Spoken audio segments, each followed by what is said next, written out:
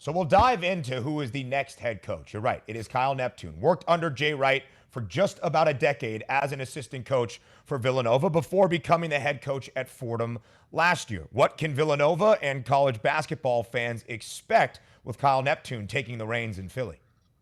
Well, Kyle did a great job in his first year at Fordham. Fordham is one of the tougher jobs in all of college basketball. And, I had said very, candidly throughout the season that even though Bob McKillop was doing a tremendous job at Davidson, that Kyle Neptune, in my opinion, should have been the Atlantic 10 coach of the year. And now I think you look at a scenario, though, where, Kyle Neptune is going to be the guy who follows the guy. He's got great familiarity. He's got great working knowledge with the Villanova program. I think, obviously, a lot of the players in the program he's going to have, obviously, deep relationships with. But with all that said, you are going to see a scenario where Kyle Neptune, and this is just part of the bio and part of the story, is going to have to follow one of the great coaches in the history of college basketball and a Hall of Famer in Jay Wright. But if you're somebody that believes in yourself, like I know Kyle Neptune does, I spoke to him last night. His head was obviously spinning.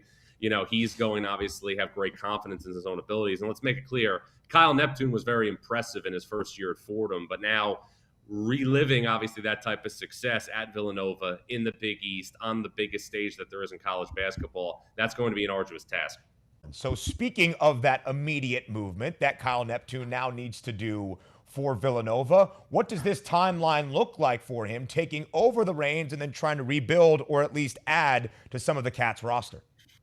Well, the NCAA has a deadline of May 1st for players who have to enter the transfer portal if they hope to be immediately eligible next season. So Villanova acted swiftly here in an effort to keep the roster intact. Villanova also has a very, very top-flight recruiting class led by Cam Whitmore, who's going to be a potential elite freshman next season who could be a starter for Villanova at the power forward spot. So the next 10 days are extremely, extremely critical for Kyle Neptune to retain that roster, to keep it intact, and to keep the Fortune 500 company, going in the same direction. We don't want this to be a situation, obviously, like we saw in Wall Street, where Michael Douglas took over Blue Star Airlines and Charlie Sheen opted to go in a different direction.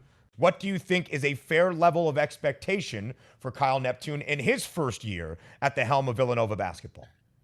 We can't answer that question until we have, real firm knowledge of what the roster is going to be, what the timeline is going to be for Justin Moore's return from obviously that Achilles injury. It's not fair to Kyle Neptune to do that just yet, but the bar has been set at Villanova to be obviously the flagship program in the Big East and to be one of the best programs in the country. That's what Kyle Neptune is going to inherit. But if you obviously haven't heard the term yet, Ben, I'm going to introduce it to you right now. You see the time we're in right now in college basketball with immediate eligibility. It's portal combat 7 days a week and twice on Sunday. And until that is concluded, we can't make a fair assessment. But regardless of personnel, regardless of who's healthy, it will be the expectation that Kyle Neptune will lead a program that is expecting to be at the top of the Big East and a high seed in the NCAA tournament.